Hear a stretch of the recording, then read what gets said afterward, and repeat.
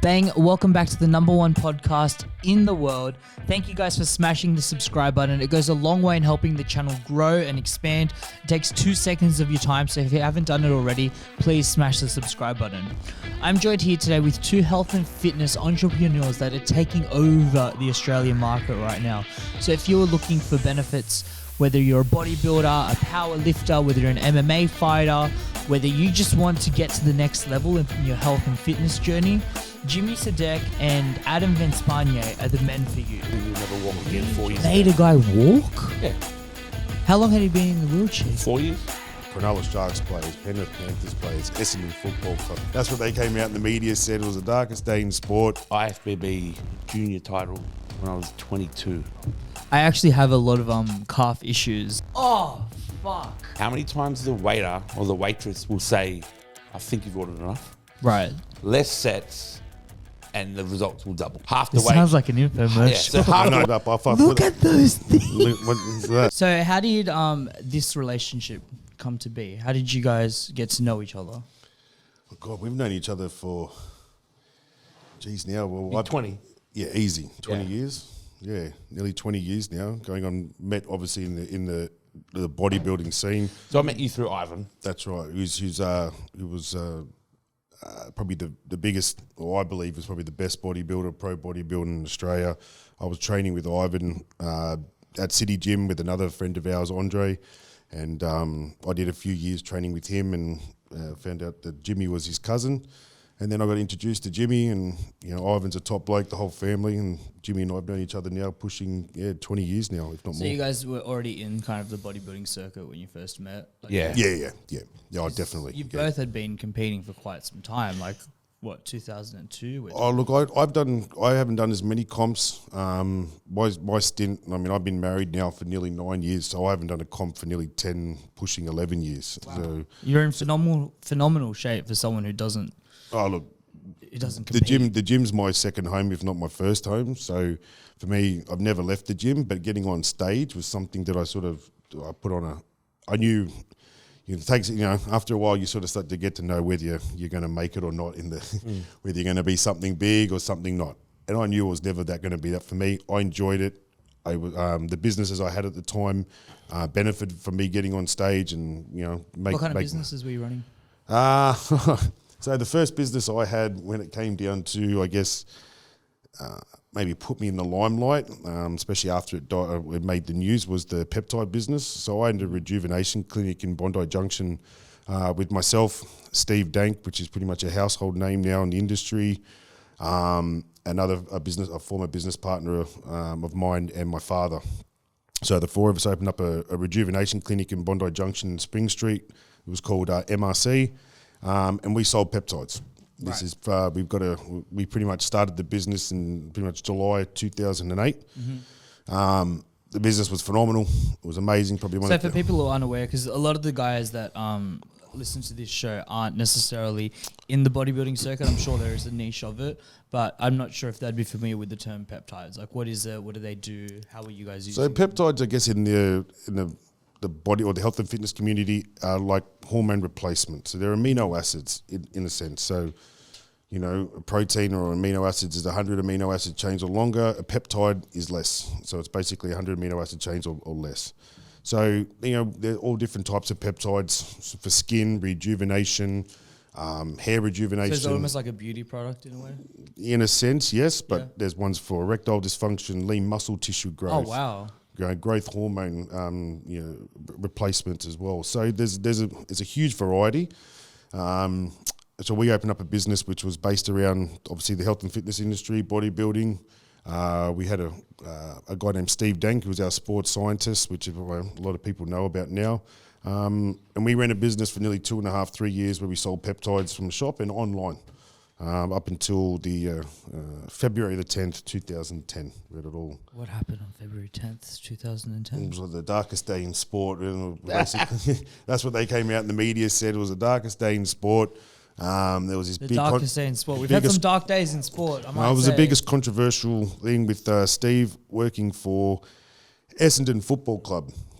Which football club? Essendon, AFL. AFL in Melbourne. So Steve did part-time work there, and because peptides were new on the scene. They weren't banned, but certain government bodies, ASADA, WIDA, TGA, and Crime Commission, everyone got involved to basically say that we were filling athletes up with performance-enhancing drugs, basically. I see. Yeah. I see. That's how it all pretty much came to light, and was there any substance behind that? Was there any? Because from what I understand, what you've described to me, it was very much, general public service, right? Look, the problem with what happened was ASADA didn't know anything about it, to be completely honest. They didn't know they didn't understand peptides. Peptides have been around since World War I, World War II. Hitler was known to use certain products on his troops. So peptides he was on a whole bunch of stuff. Hitler was on meth. I remember hearing that. It was the Germans that created the first D-bol. So Guys, we need to stop for a second and talk about your balls. At least 96% of you have them, which means we have over 600 balls to take care of. So I spoke to our friends at Manscaped, and they're prepared to help us with this noble cause. That's right, Lucas Podcast is brought to you today by Manscaped. These guys have the best equipment in the world to help you groom below the waist. So with this exclusive offer, you will get 20% off your next purchase. All you have to use is promo code Silvera, that's SILVERA, and just use that at the cart next time you're on manscaped.com. My personal favorite is the Lawnmower 4.0. This trimmer is the future of grooming, and dare I say it is the greatest ball trimmer ever. The best part is that the trimmer is waterproof, so now there's no excuses to leave mess in the bathroom, Sian. And why stop at just the trimmer? With the performance package, not only are you going to get the Lawnmower 4.0, but you're going to get a weed whacker, deodorant, and you're going to get a prop reviver toner. You're going to get underwear, and you're going to get beautiful carry bag right here. No one wants to be that guy who reeks of odor. If you're not going to do it for me, do it for your girl.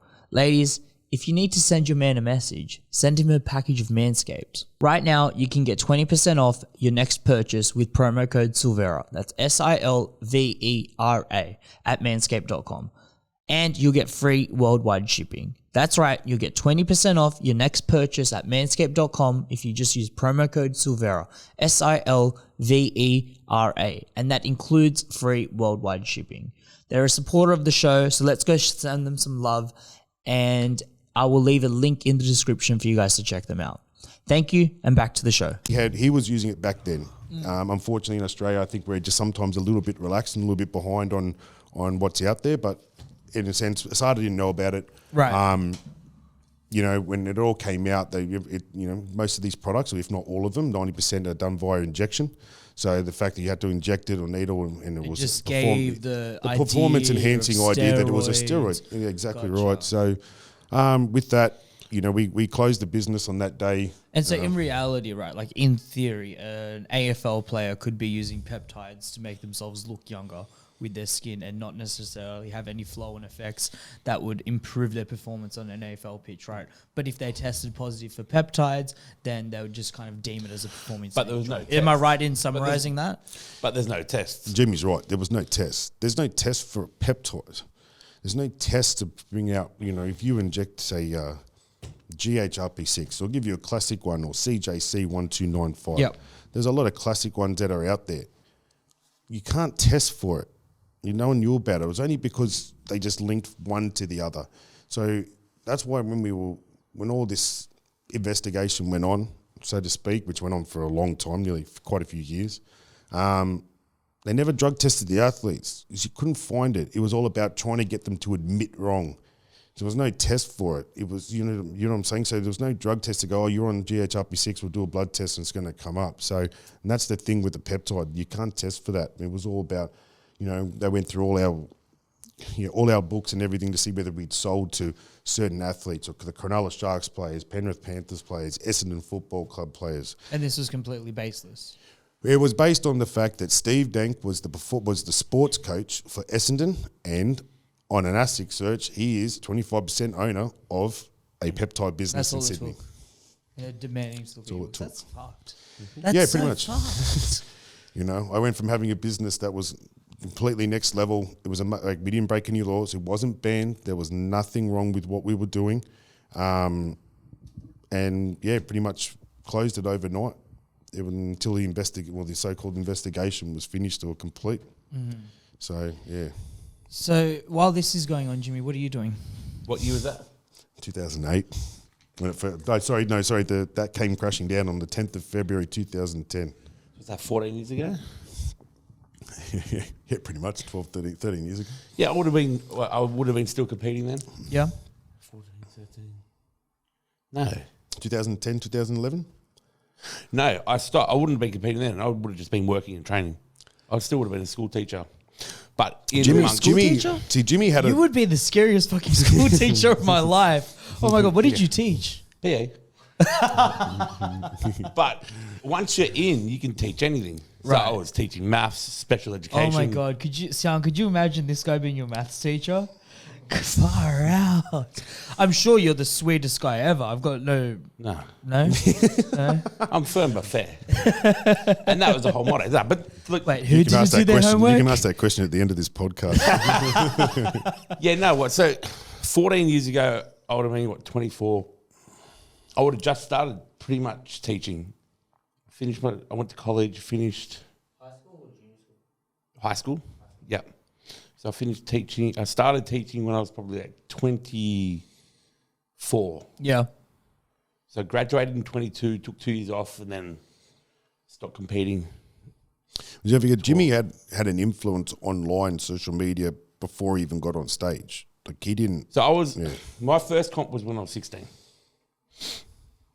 Then I competed until I was 23, and then I took time off just to work. Didn't want to bodybuilding. What kind of stages were you competing on? Up until when I was 16 till I was 22, I was natural. Mm-hmm. So I did the A and B I won that A and B Mr. Australia when I was 19. And then I won the IFBB junior title when I was 22. But I won that natural. And then I started using PEDs when I was... Were your competitors natural at the time? Not in the IFBB, no. Yeah, I was going to say that's not common. Back then, you got to understand the caliber was nothing like it was now. Like if I competed the way I looked when I was 22 against the 22-year-olds now, you'd laugh me off stage. Probably, but that's just the nature of sport. Correct. That's just the nature of competition, right? Like if you looked at of course. The UFC 10 years ago, you would go, a mid-level fighter could probably beat one of the contenders now. Yeah. You know, and of course, there's people that lay the foundation and revolutionize the sport. There's no disrespect on them whatsoever, but just naturally as technology gets better and as training gets better and our understanding of science gets better and we can adopt more things like peptides, we have the ability, and recovery gets better, we have the ability to lift the overall level of the sport. Course, yeah. So it's no disrespect to you. Winning an IFBB title as a junior against competitors that were... using substances at the time, which they were allowed to do, which is completely fine. It was different as well. Don't sell yourself short on that. That's incredible. It's all right. It was a long time. but see, I never got out of the space. Even though I wasn't competing, I was always in the space. Yeah. So I was always involved. I knew all the guys who were competing. I'd be training with them, etc., etc. Yeah. And then I went back. So then shortly after that, I would have gone back into... I started competing again when I was 29. Did 29, 30, 31. And after I won the super heavyweight New South Wales title, then I called it quits. Because I'm a realist. And why do you say? That was my ceiling. Like that would have been the best thing I could have achieved without then choosing to put everything into a plastic trophy, pro card. Yeah. I'd rather try and be successful in life. So at the time that you're competing and, on all these stages, both natural and non-natural and, competing in the highest levels in New South Wales and Australia, are you running, are you studying? Are you running side businesses? How were you sustaining yourself over that time? I was just a teacher. Teaching. I was a teacher. And then once I finished... When I finished competing and I was teaching, it wasn't expensive because bodybuilding is just training. Yeah. The competing part's expensive. Yeah. You know, so that was That's fun. what I think you were saying. When you've got to be a realist, it's not so much the training. Anyone can walk into a gym. We love it. We still do it now. It's the price tag that comes into building into a show or a comp. And if you do it with all expectations that come first, second, or third, you throw a lot more money into it, and you either come to the realization that it's either is it worth it, or you're not going to make that, or you're not going to go to the next level. Look, you know? I was lucky. Because, like we said with Ivan, my cousin, outside of Lee Priest, he'd be the best bodybuilder in Australia, period, over a period of time. And I saw how much he put into it with very little in return coming back from the actual sport.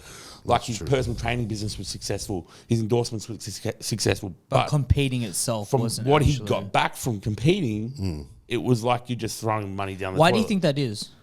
It's just too niche. It's not mainstream.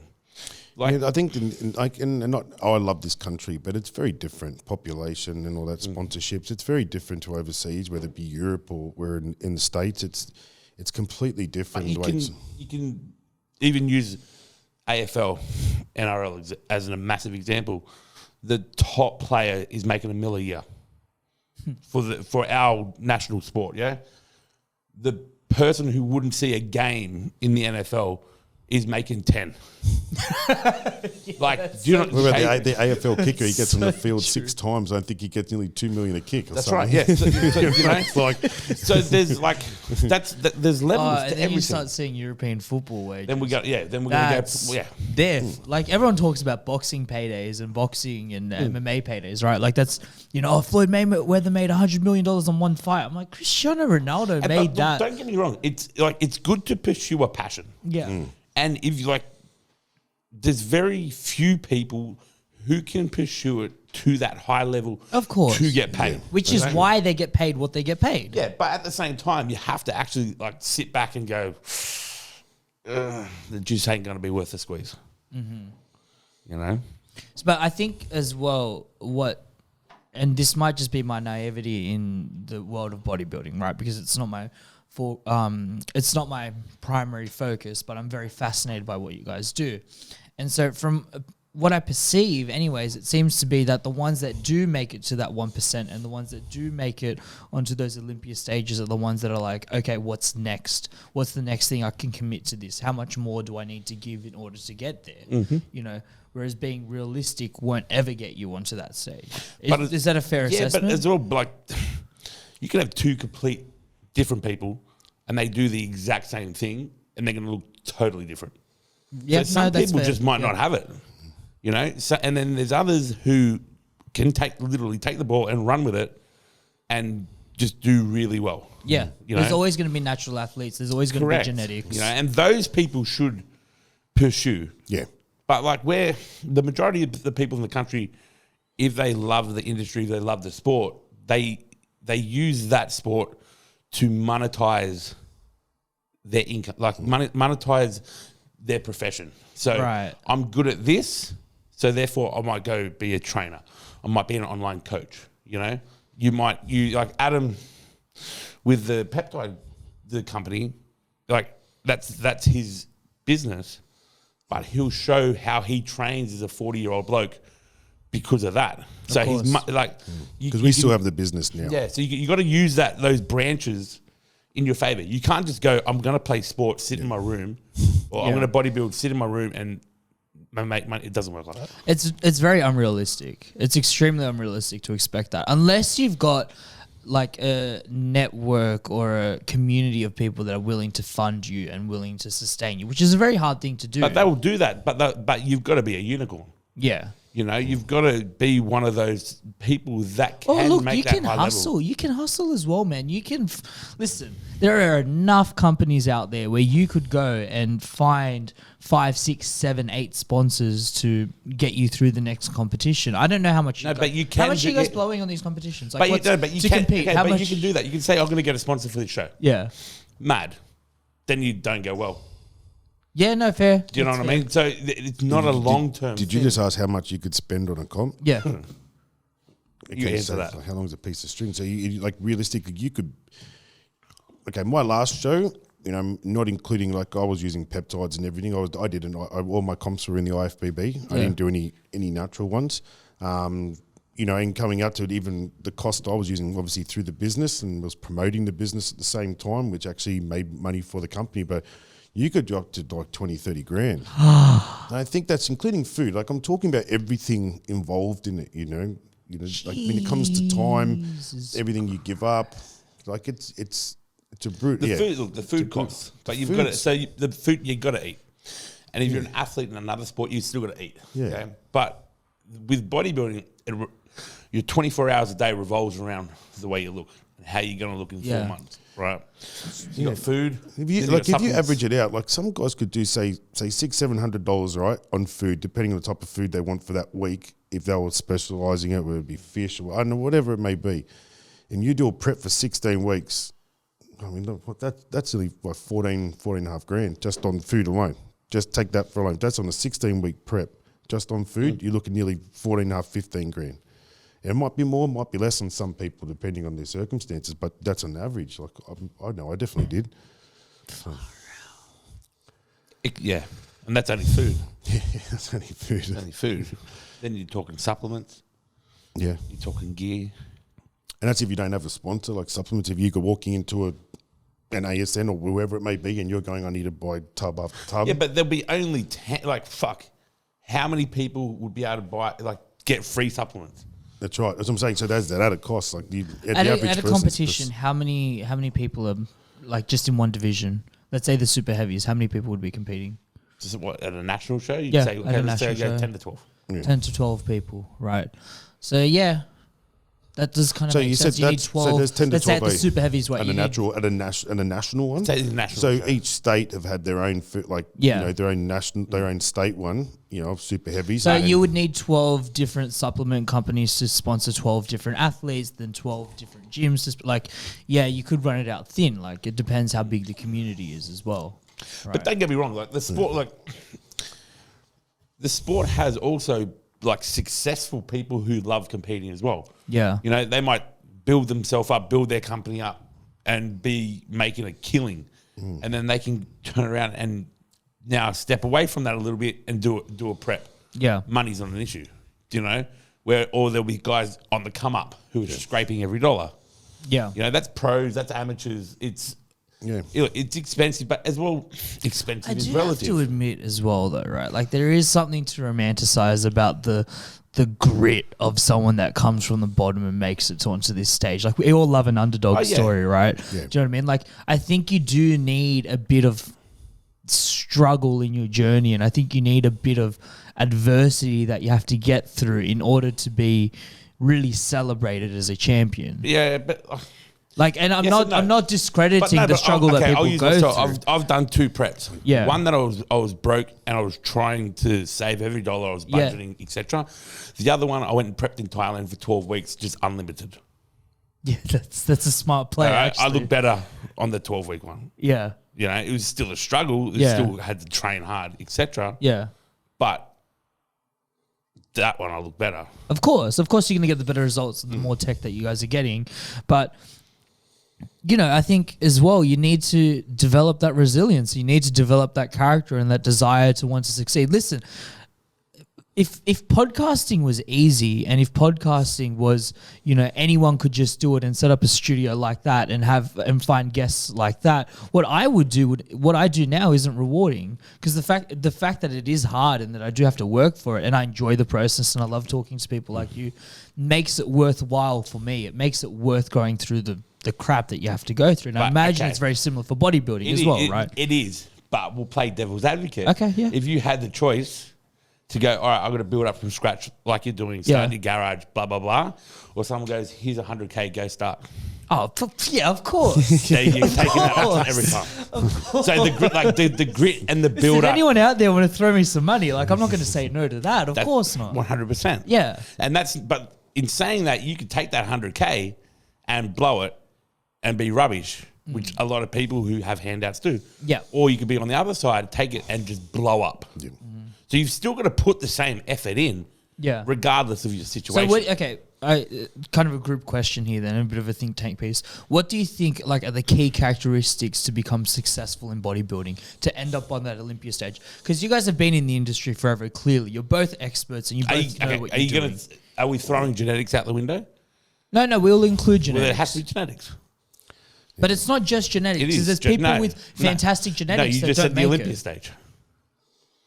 You think Olympia stage is pure genetics? Are you telling me that everyone Are on the you Olympia asking? stage, Are they you have asking for the bad Olympia, genetics? or are you asking for like to be competition in successful, shape? like financially? No, I'm be saying successful? what do you think it takes to get to that top 1%? Genetics. Genetics.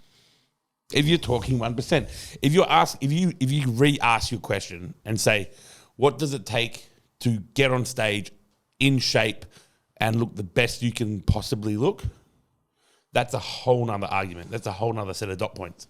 If you're talking about the 1% on the Olympia stage, what's the most important thing? Genetics. There you go. Yeah. Yeah.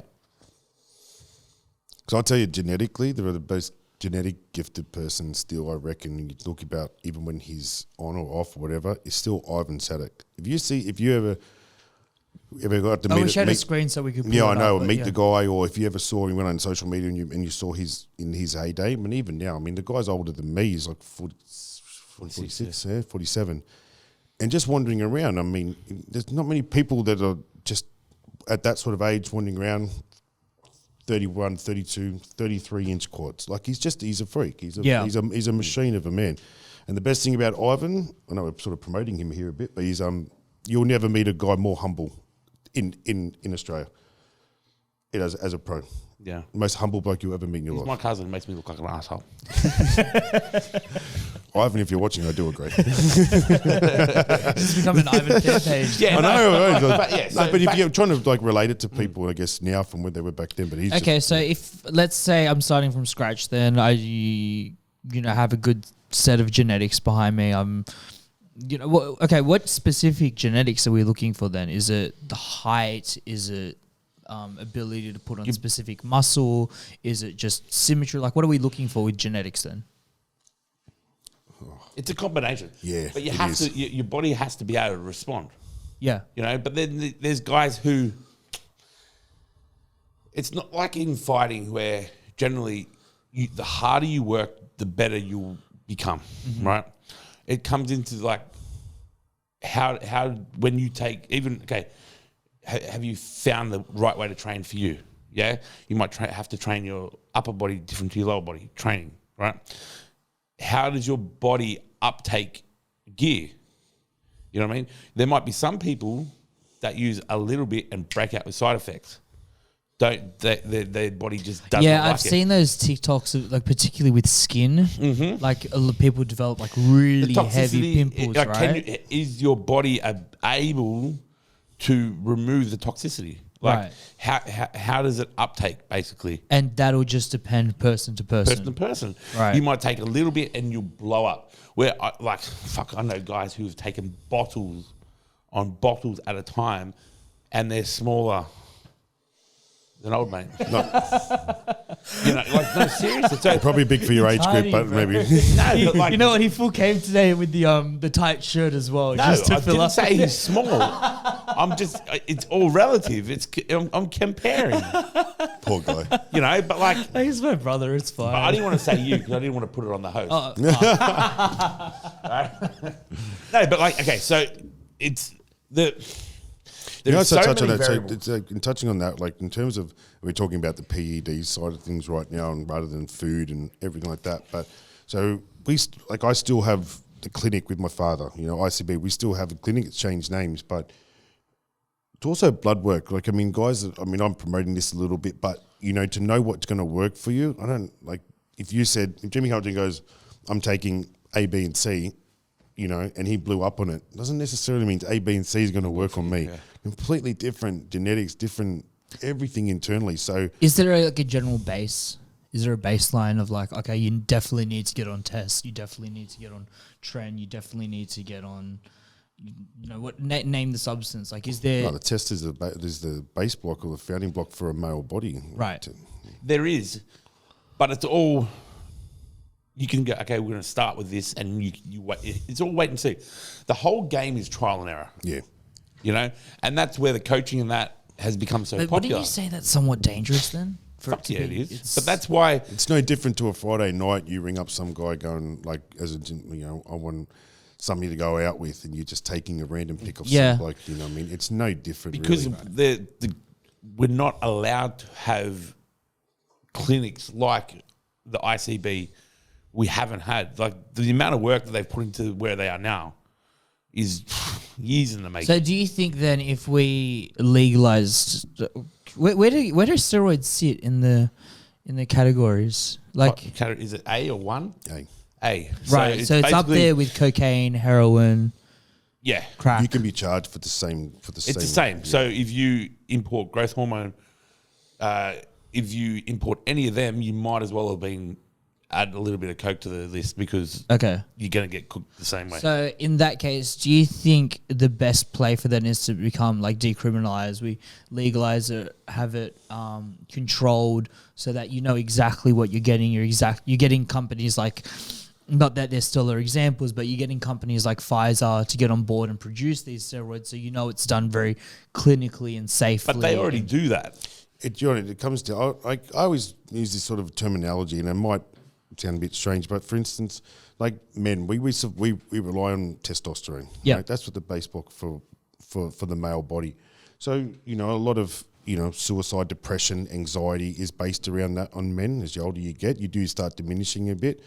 And there's all these. It's like this real taboo subject that you don't want to prescribe a steroid for a guy, even though it's the base block of what we're made of, and it's what we rely on. You still go down, you can still buy a packet of cigarettes that'll kill you. You can still go and buy bottles of alcohol to the heart's content. It's all this other shit that you can substitute, but you can't get a shot of testosterone. That's been normal. It's been normal from day one. They worked out how to make money from it from day one. Mm-hmm.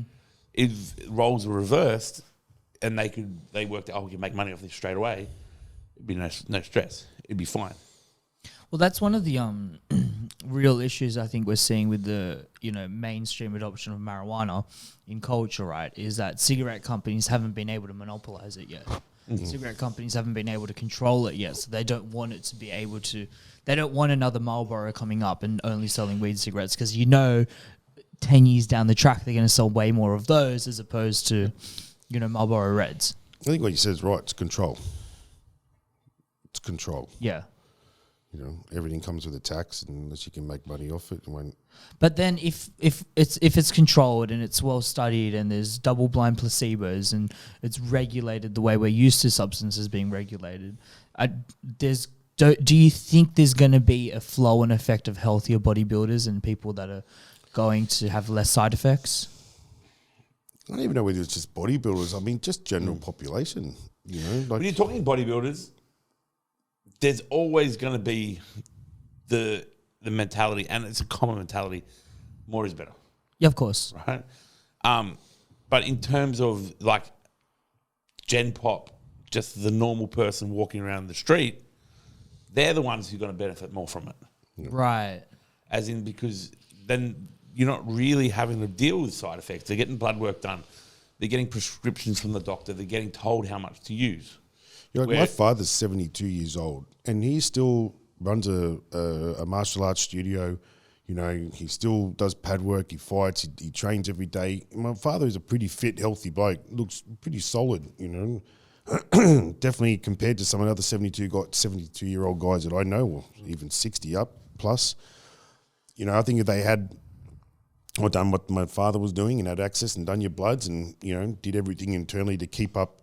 To be able to look the age of, maybe between 50, I wouldn't say 40s. My dad looks quite healthy for his age, really, really fit. I think it adds lifespan to everything too. I love to hear stories of people in their 60s and 70s and still killing it.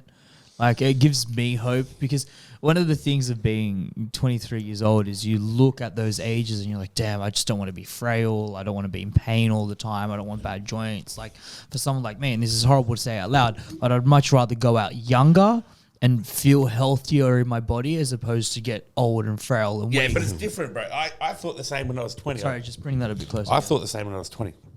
I fucking want to be 30. They're old. And then I got to 30. I was like, it's not that bad. And then I'm like, oh, fuck. I don't need to 40.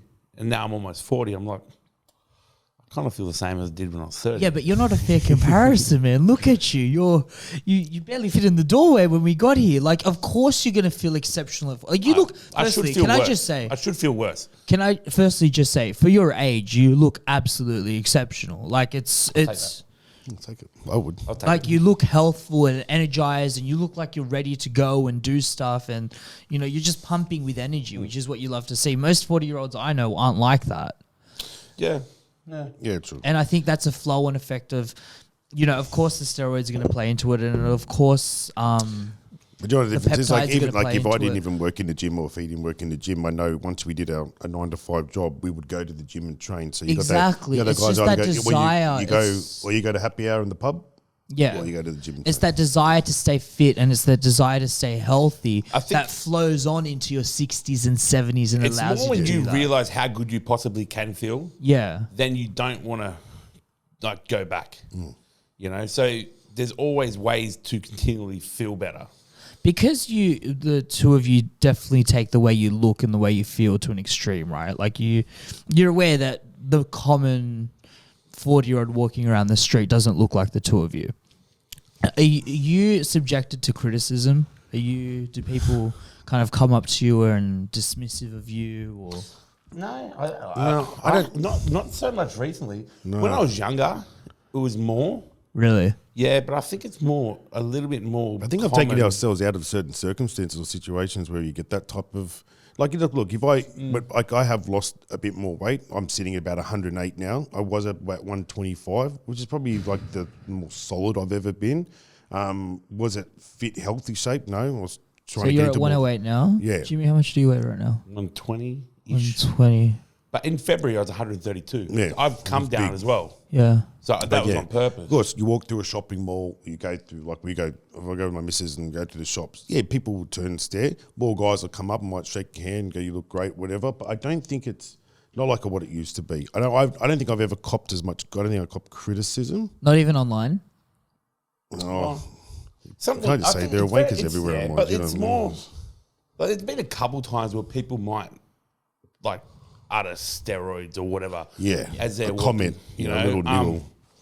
Yeah. But I think as I got older, I shrug it down. You just don't care. And I think now as well, like, so say social media wise, I don't think I'm not that I'm being more selective, but people know me from me. If you want to follow me, you can.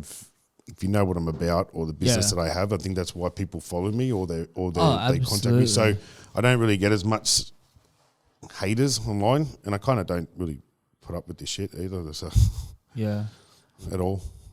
No, it makes just don't sense. see a And need I mean, for it. look, I think the people that are going to follow you and pay attention to your story, your journey, are going to fuck with you because of your authenticity, and they're going to care about the message that you are putting out and that you are serving it as an example of what two men in your age bracket can look like and feel like, and how they can get there. And even if they don't necessarily adopt every single step that you take, they can take a bit of wisdom here and take a bit of that thing you said on a podcast one time there, and it just formulates their own new ideas and helps them expand. That's the real power in what you're doing. And I know that you're very focused on the content game. I've seen your Instagram. You're constantly putting out, like little clips, and I think you do YouTube videos as well. What's going on there? Yeah, we'll be launching our YouTube. I'm hoping in the next probably Month or so. month or so. We've done quite a bit. Yeah. About 14, So what, you've got like a backlog of content, or you're putting we've got stuff about out? 15 episodes. 15 episodes in Awesome. the bank. And what ready kind to of go. content are you guys doing? So should we launch it? Or Yeah. Okay. So it is based around all the content is based around the machine, the newbie machine, which Jimmy brought to the forefront pretty much in this country, and now, yeah, I'm involved with it, and we're hoping to launch this business. So the YouTube videos are basically me putting people through sessions. Yeah. So we do the workout. Adam talks to them while we're doing the workout, how that's that feel, what's different than usual, etc. And then we'll go upstairs, sit down in like a podcast type format, and just have a chat about the workout.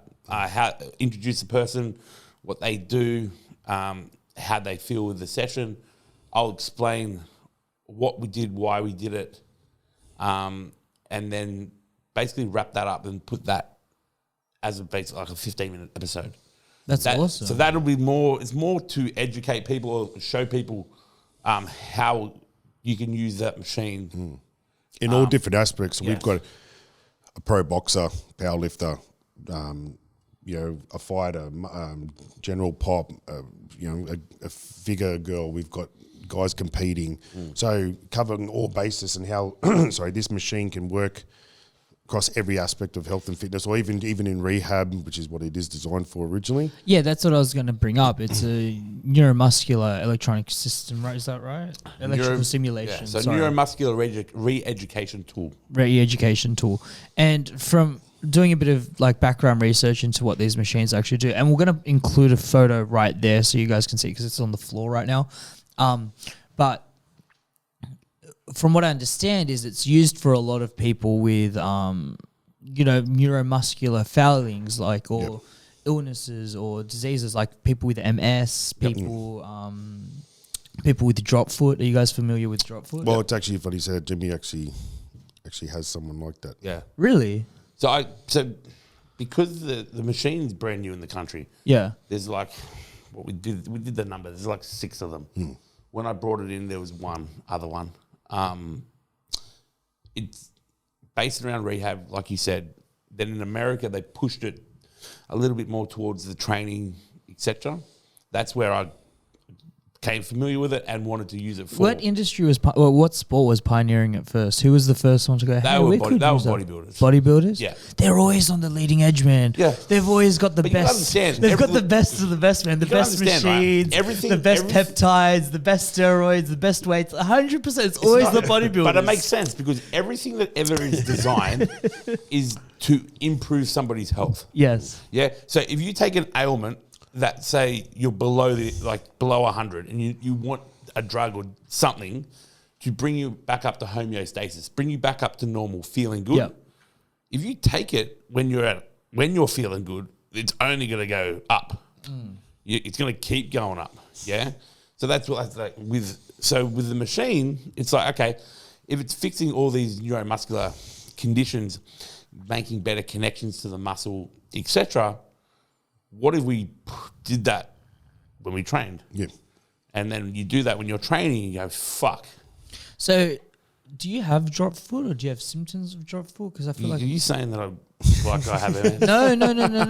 He's telling me 5 minutes ago that I look good for my age. you walked in but I feel like that's where you were leading with it, right? No, so drop foot's a condition, one of the symptoms of MS. Yeah, but it's not just MS. Yeah, but if they have drop foot, it's leading towards. But you can just damage. It's the peroneal nerve, right? Correct. It's the peroneal nerve that wraps from the ankle to the back of the knee, and it kind of goes like. So drop foot. Okay, so I've only ever come across people with drop foot with MS. Right. Yeah. I'm assuming like there would be people who have damaged nerves, etc. Like when your muscle. Okay, let me give you an example, right? So last year, my dad was doing renovations. So my parents own a chain of shipping containers and we turn them into restaurants, right? And so he was just doing some backyard renovations on one of these shipping containers and he's got an angle grinder. And he didn't have the safety on it properly and it just became this whole disaster. And basically, as he's going to saw into this angle grinder, the blades come loose and just cut up all this nerve, muscle tissue on his arm. He's done both arms, his leg, and it just narrowly missed his head. Like, this was an absolute disaster. And still, to this day, he's still got some form of nerve damage from that. He's got 80% of his mobility. 1 hour. 1 hour, 100%. It's quite interesting that I've had issues as well, and the first time I ever used it, it was, and it sounds like a gimmick or you're trying to, but it sells something, but until you use it, it's actually really interesting what this machine has done in what it can do. So why don't you explain the actual mechanism of what's going on then? Okay, so if you think about your neurological system as a garden hose. Yeah. Okay, your dad chopped it up. Yeah. If you get injured, a kink would be in the garden hose. The water doesn't flow through. Okay, so if it's a perfect hose, the water's just coming out normally. If it's got kinks, etc., it's drip feeding out, etc., etc. That's what it's like to your And the nervous source of the water from the hose is coming straight from the brain. The brain. Straight Right. from the That's brain. correct. So the machine's designed to retrain those movement patterns, fire up those nerves, re-educate what they're supposed to do. So the machine mimics the brain signal through a DC current, trailed by an AC current. Okay. The worse your condition is, the longer it'll take to make better. If it's like a very bad condition, we can like stop it in its tracks. It might not necessarily you'll go back to 100%. Okay. But in terms of like, say you drop foot, for instance, if you came to me with just a standard drop foot, I'll have you walking out of the gym in an hour and a half heel toe. Are you serious? 100%. Yeah. Because I'll caveat that at 100%. Not 100%. And I can't make claims. I'll tell you things that I've done by how I've helped These are all people. anecdotes, ladies and gentlemen. So- this isn't double placebo, just scientific study tested. So basically, Specifically these cases. the clients that come and see me with MS Yeah. is all I'm trying to do is re-energize or re-stimulate the nerves so they can get a little bit more. So movement as back. you're getting these electrical pulsations, on specific nerves, is that, strengthening the nerve again so that once they leave your session, they can still walk heel toe, Correct. or do the effects kind of dwindle after a while? As they fit, so it depends on how far they're gone. So usually it might, the more they do it, the longer the results will last. So they've done like a 10-week block or whatever. Yeah. They're going to stay strong. After Right. the first session, they'll be good for a few days, etc. And you might see symptoms like drop foot kind of reoccur Yeah, again. so like, Yeah. because it's not, and I'm not trained in that area either. So Yeah. I'm just going off I was a trainer and I needed to strengthen up somebody's leg or foot or whatever. I'm using a tool that I have. Yeah. Much like if you need to increase your leg strength, we could use leg extension, squats, whatever. But with the people that I've seen, we've used the machine on them. They've dragged their foot into the gym. They've walked out heel toe. That's incredible. I've had a guy in a wheelchair. That changes people's I've had a guy in a lives. wheelchair who had a stroke, paralyzed half his body. When I met him, he could move his left hand. In 4 weeks, I had him walking a walker after the doctor told him he'll never walk again 4 years Made ago. a guy walk? Yeah, How long had he been in the wheelchair? 4 years. 4 years. Mm-hmm. Holy shit. So look, That the must be machine so has a lot to it. rewarding. It's good. Yeah, It must be so I've got rewarding. it's very rewarding, but I can disassociate. Like Right. to me, it's still work. Yeah. That's based on being a teacher. Like you can't take all the shit home. Yeah. So like, yeah, it's rewarding. It's unreal, and they're very thankful. But to me, it's just, Matt, I did my job. I met a girl, and I don't know exactly what the condition was. I don't know exactly what she had, but she had those casts that go around the shin for people with like extreme drop foot, and it kind of just serves to act as an anchor. If you go to the NeuFit website, YouTube page, they've got like NeuFit headquarters in the States. It's a purpose-built facility to treat people like that. So they use physicians, they use physiotherapists, osteopaths, etc. in that building to treat people with those conditions. If you ever get a on chance, the if you NeuFit- go on or someone's have a look at it, there's some real interesting where YouTube can videos. they find this information? I mean, I'll leave a link in the Just the description below. NeuFit, the the NeuFit NeuFit. YouTube. Yeah. NeuFit, that's NEUFIT. Yeah. Yep. But how we use it or how I use it, I'm not trained in that spot. I haven't got education in that spot. So I wanted to use it for things that I know I can use it very well on. Yeah. Training, like little injuries caused by training. The people that have come and saw me with MS and drop foot and the guy in the wheelchair, etc., they've come to me because they've seen it overseas and I'm the only one that's got it. And they're willing Only one? Well, I was the only one. Yeah. The first one then, let's say. Yeah, pretty much. And when did you say you got it? 18 months ago. Wow, so this is It's like only longer now. It's been like 2 years, isn't it? No, I got it January last year. Oh, January. Okay. So this is like leading edge technology. But here it is, yeah. Yeah. Like overseas, rehab-wise, they're going really well with it. Yeah. In the training world, brand new. Like America 2 years deep. Yeah. No, America would be like after the guy that I initially saw using it, maybe 6 months after I saw him, it started to kick off a little bit. Now you could go on pretty much any YouTube channel of anyone who's a decent bodybuilder in the States and they're using it. And there was a clip of Kai Green using it. Kai Green, Phil doing Heath. shoulders. Well, you just showed me a video where Mike Tyson was boxing with it on. So he did his training. So his comeback fight with Roy Jones, his whole strength and conditioning was using that machine. Yeah. The whole thing. Yeah. Yeah, if anyone goes on his Instagram, there's tons of footage on there of him using it and talking about it and running through his training with it on. I mean, it makes sense, right? Because for someone like Mike Tyson, who's put his body through so much trauma and so much stress for the past, the earliest years of his life, let's say from 16 to 30, right? All those years of trauma and stress, and then go from that to become into this mushroom-loving stoner that's just happy and in love with everyone and eats too much. And then to go back to that savage mentality of the youngest heavyweight champion of the world, completely undisputed for all time. There's a couple gears that you need to shift into before you get there. So would you then say that the new fit or is it NeuB or NeuFit? The company's NeuFit, the machine's the NeuB. The NeuB like accelerated his learning curve to get back into that state? Yeah. Yeah. So basically, look, his body's old. Mm-hmm. If you're old, you have ailments. Yeah, of course. You got basically PTSD from past injuries, etc., etc. When you have past injuries, it's not that say you got a tennis elbow, you got a bad shoulder or whatever. It might not be the injury per se that is stopping you from doing the movement without pain. It's the brain telling that area to tighten up because in the past you've done an injury to that area doing this movement. So if it causes pain, makes your body be in pain during that movement, you're going to not do the movement, correct? So it's protecting itself. Yeah.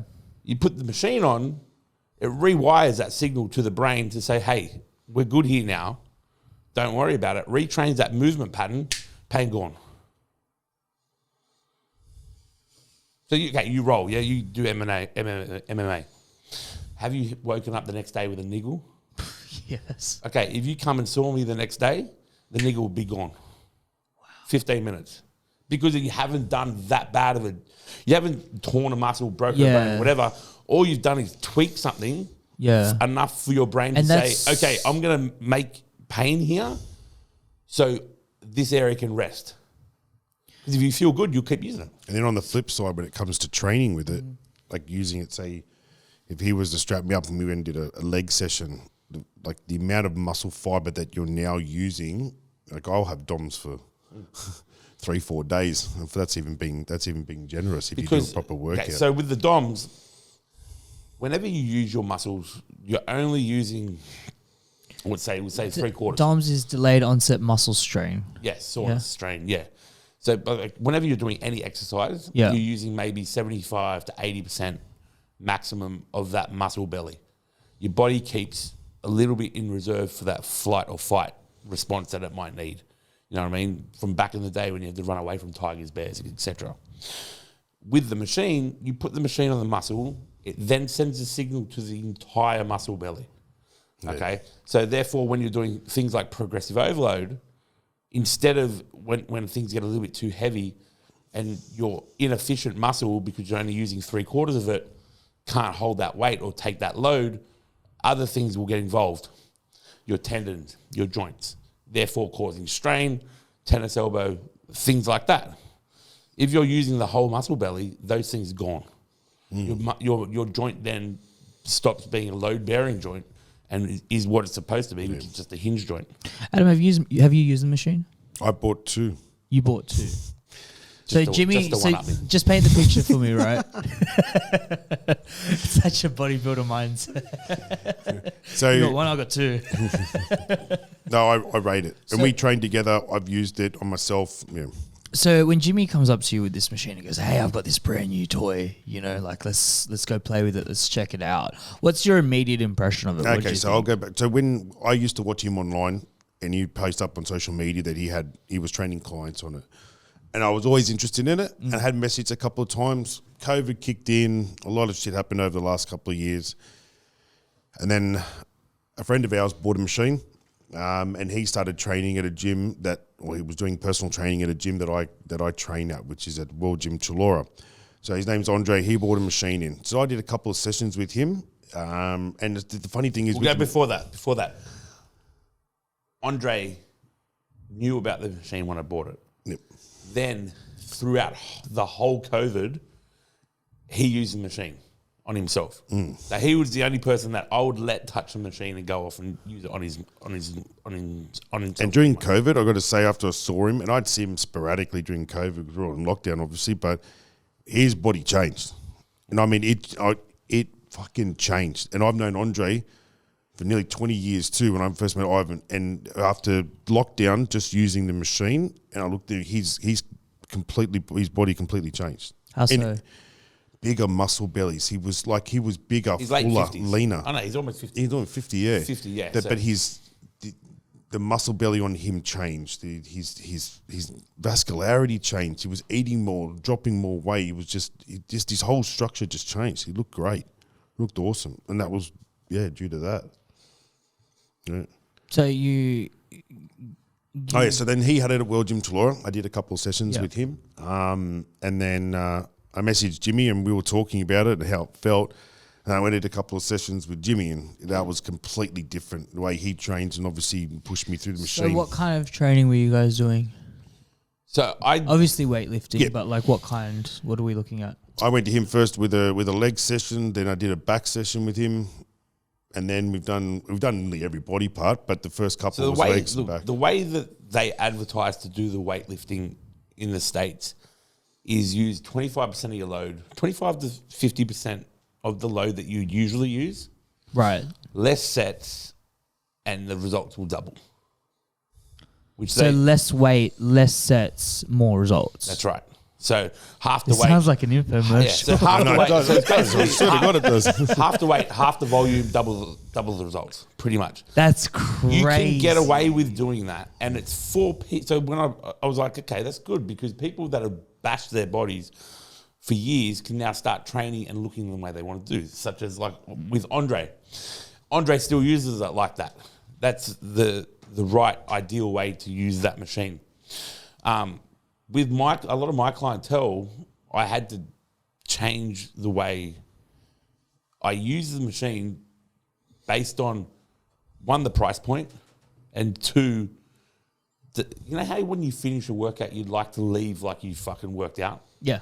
Especially if someone's pushing you or you're paying for that. Yeah, of course. Training, You know, so they weren't leaving the way that they thought they should feel after a hard workout, even though 2 days later they're fried. Okay, but they'd still not leave the gym. That's one of the biggest hurdles of leg days is you walk out of there and you're kind of like, oh, I'm hurting, but did I go hard enough?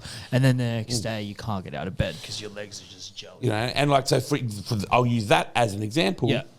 If I put this on your legs now and we did 3 sets of 20 reps, body weight squats, you won't walk for 4 days. But I'll tell you now, because I did it on myself. I trained myself 4 days ago, and my wife did the dials because it's hard to obviously do it yourself. And then all I did was 3 different types of squats. Sorry, you can mute that. That's fine. Yeah, so I had 3 different types of squats and some leg extensions, and she put me through the machine. Definitely not as hard as what he would, but she pushed me through. I was telling her to keep going, and even now my legs are still sore, fried. Damn. Yeah, and I normally squat, say, 140, 150. I think the maximum I did on was 1 plate either side with 10. So I think I was doing, 80 kilos. Yeah. And just different reps, different sets, a lot more reps, and less sets, leg extensions, different movement patterns in my feet. Fried. So Absolutely. you can use it that way, pull So the you weight can- back, etc.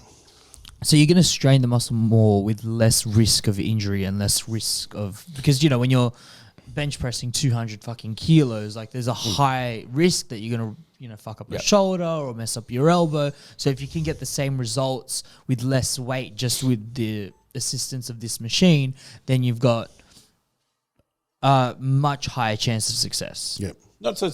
You got much high. You got less chance of getting injured. Yeah. Therefore, you have more longevity.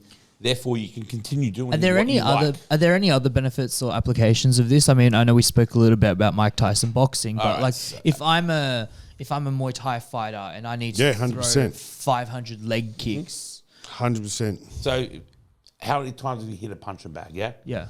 Does your bicep tendon get sore? Oh, of course. Right. So I can go, all right, we can either stop that soreness, or we go, all right, there's something going on with your technique.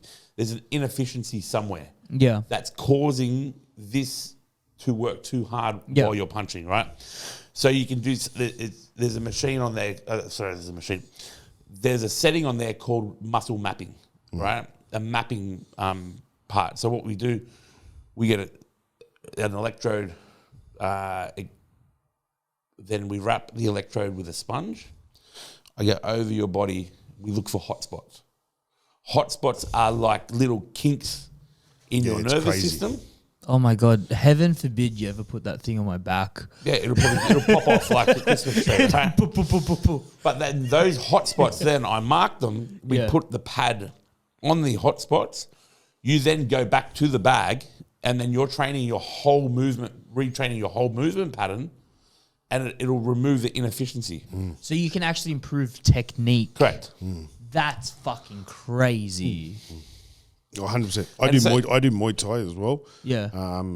And I've used it a couple of times more because I'm even in just my your wrist, your forearms, punching and everything. I'll sit at home and I have it strapped on and I'll just sit there and just like do different movement patterns. You can do like next a hand or foot bath as well. The best. You put your hand or your foot. Can I try? Can we do this? Can I try this thing? Do whatever you want. Yeah. Yeah. What do we need to do? You guys are the professionals here. All right. What do you want? Okay. I actually have a lot of calf issues because I used to play soccer for so many years. So, so I'm very prone to tearing them or straining them. Like, holy shit! Come on, Cal. We've done 5. Let's go. Holy fucking God! You got 10 more. Let's go. So you imagine what a full workout on your legs would be, like a quad workout. I'm going to do 3 sets and then you can show us. Keep going. All right, one I'm more. Hold that up. sweating. Harder, go higher.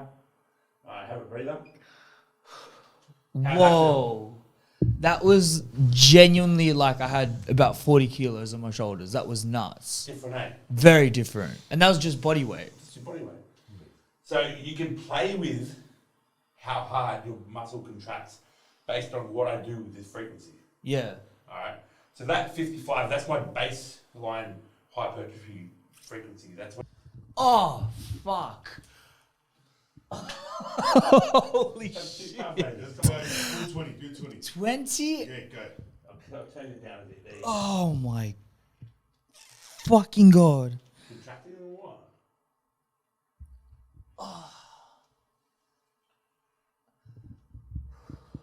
This is as legit a workout as they come. Okay. So yeah, that was quite a profound experience, I must say. I've never felt like such a bitch on camera. Oh my God. So you can see how like the machine has so many unique qualities, even from rehab to training to all different aspects for the mapping mode as well. So imagine being put through a full leg workout on that. Yeah. In 3 different exercises, reps, sets. Can this circumvent genetics? Is this more powerful than genetics? No. It's just another tool. Right. Yeah. But it'll help it'll help your, what's the word? It'll help your muscle connection. Mm-hmm. So have you trained with people, have you spoken to people that say, oh, fuck, I can't get a pump in my chest. Yeah. Or I can't feel my back workout. Yeah. This will retrain that, that'll fix the mind muscle connection. Yeah. So if I do a chest workout with someone, say I can never get a chest pump. Yeah. They do a workout with the machine, Next and is week, that just because the neurological pathways aren't there to activate the chest in a certain way? It's a bit one of the best workouts I've ever had, probably even to this day in terms of my feeling, is my left lat, my back. It was like there was never anything there. I could do the movement, I could lift it, there was no pump there. And then I did one with Jimmy, and we did about 4 different exercises. I was fried for, I would even say, a week. So you guys are here to cure small calves, is what you're saying. Because that's the number one thing I hear on every gym bro page ever is like, can't get big calves, man. I mean, firstly, can we zoom in on this guy's calves? No. I'll tell you what, you do that. Wait till he pulls his fucking trousers up. I got calves, no, we need he's got a calf cows. Off right now. I need to see it. I've got calves, he's got cows. No, I swear to God. I'm telling you now. I'm genetically, I got good calves. Yeah. Once he pulls it up, look at those things. What is that? Oh my God. So, trust me. It's now I feel like a fucking come bitch. On. Whoa. Sit the fuck down. Those are fucking calves. Jesus. they go all right. Wow. But based on what he was saying, 15 years I couldn't get sore biceps when I trained. Now, if I train without the newbie, my biceps get sore. So this could also act as firstly, the kind of initial point I was bringing across, because I'm coming from this from a very MMA and performance-based perspective, right? So the way I see it working is that if a fighter wants to get loose before a fight, they can chuck these on and loosen up any ninks or hooks. They can you can get loose before a fight by just warming up. Of course. This will just speed the warming up process up, so you're not gassing yourself out as much. Right. Warming up. It's like we had another example is we were talking to a power lifter, and we we're talking about, for a power lifter to get ready for a meet, a 400 kilo squat, the warm up to that, then the build up, like they're backstage doing different reps, different sets to try and crack out a 400. Then they got to do a 270 bench press and then a 380 deadlift. All those warm-ups is putting fatigue on the muscle, where if you had something like that, I'm sure, and I haven't done it yet, but I'm sure if you got the muscle warmed up in half the time with half the actual strain on the body, you could be getting a 420 squat. One of the frequencies that the machine has is a priming frequency. So that's a 25 frequency. So our hypertrophy range is anywhere between 40, 75, you can push it to about 100. Lower than that, the priming, the engagement of the muscle is that fucking hard. So they call that the priming frequency. So it literally feels like you've latched onto your muscles and you're squeezing it, which is all they're trying to do, getting ready for a powerlifting meet, working up to their max lift, is making sure everything's switched on and ready to fire at that one rep. And that's what that does real fast. Could it help bodybuilders establish a pump pre-competition? Yeah, but then you're looking at tan. Right. But if you're practicing posing leading up to the show, it can open up your lats. Yeah. So with bodybuilding, you talk symmetry, yeah? Yeah. If one side's tighter than the other, this one opens up mad, and this one's locked in, you could just put the pad, and the past Mr. Olympia, Brandon Curry, he does this. You put the pad on it, switch it on to that 500 frequency, that loosens up the area, poses, opens up. Like guys with their hamstring, that look on side pose, or even their rear shots, you could do so much with it to help bring out open up the muscle belly a lot more. It's good. It's a tool. A big misconception when I first got it online, and the shit that I copped was, it's not as good as normal training. Well, it's not supposed to replace normal training. You're not supposed to use that 100% for every fucking session. Yeah. You can, but you won't. That's right. You won't get the benefits that you get from using heavy load. Are there risks of overuse? Like, is there a circumstance where you use the newbie a bit too much? Your recovery will play into it. Yeah. So my legs are sore for 3-4 days. If I was doing it on my chest, then my back, and then I did it on shoulders, I'd be rooted. I wouldn't train you wouldn't be able to. Right. So you need to treat it like a heavy session. You Yeah. want to use it more than twice. I couldn't do it more than twice a week. For example, when I first got the machine, I needed to learn how to use it. Mm-hmm. So I used it for every session. I hired a trainer to hook me up, and literally with just my fat controller, I told him what to do. I need to know what the frequencies felt like. I need to know how high the levels go, what to do during the set, what happens when this happens. So I used it for every workout, but I was only working out 4 times a week. I did the whole body 4 times a week because I was sore. What's a regular week for you? Don't ask about this week. Oh yeah, I'm when I'm training properly. A good week's 5 to 6. Right. So it's at least a 30% come down using this, in terms of frequency. But training frequency is dependent on a lot of things too. Yeah. But if you were going to use this, if you wanted to, okay, just say you were broken and you had to use that, you'd only need to use it 3 to 4 times a week, and you'd get the benefits of the whole body being worked properly. If you were someone who'd want to improve, go better at your next show, get bigger, etc., I'd say use it twice a week, once a week. The majority of my clients use it once a week. Right. I've got a couple that use it 2 to 3, but the vast majority of people that I train, I'll only recommend using it once. Price point for one, Yeah. and 2, because they don't recover enough. No one recovers enough. Unless you're a YouTuber in America that does nothing but train and shoot a video and then sleep the rest of the day, no one's recovering enough. They're not. So true. And that's a big true. misconception that people want to train every day, etc. Yeah. You don't have to train. And a lot of the recovery isn't even necessarily the muscle mass or the muscle tissue that you need to recover. A lot of it is improving or allowing the neural circuits and the your neurological system, right? You need to give that time to recover as well, because it's that ability to contract and squeeze a certain muscle at a very specific way that enables you to train. There's no point in beating up your CNS, central nervous system, day in, day out. You can have, even the guys that I train now 5 days a week, I won't cripple them and take photos of them on the ground every workout.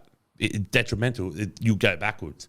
So we'll program in hard sessions followed by a couple of easy days. We might do a cracker leg workout that buries them, but then they still got to train the next couple of days. So we might do some delts or some arms, a smaller muscle group that isn't going to overload the central nervous system. Same with the machine. You wouldn't want to use it day in, day out, because your body's just not going to be able to recover. My only kind of reservation with the machine is that it is, because it works wonders, right? I felt it firsthand. You guys literally saw it right now. It clearly has a lot of functions and a lot of utility for a lot of people, for a lot of athletes in particular. I think for athletes looking to get that extra 5%, 10%, particularly amateurs where they've got a lot of upside potential, it serves them. They're able to harness that with things like this. My only reservation with it, though, is that it is so big. Big as in? It's not like I could have one of these in my house. Look, and how small is your house? I understand what you're saying, and I first thought that, but I can tell you now that on a trolley, wheel through the gym. If you could wheel that through a gym, you can have that in your house. And I do. I sit it next to me. You don't know it's there. I'll put it on me, and I can watch. I'll sit with my missus, and we'll watch a movie, and I can have it sitting there. I'll lie on the floor in my lounge, or I do stuff on the lounge, or if I've got my forearms, so I've never fight the next day. The best. It's the best thing. Right. I'll move my son over to put that there. Are there any versions of it though that are smaller or more portable or?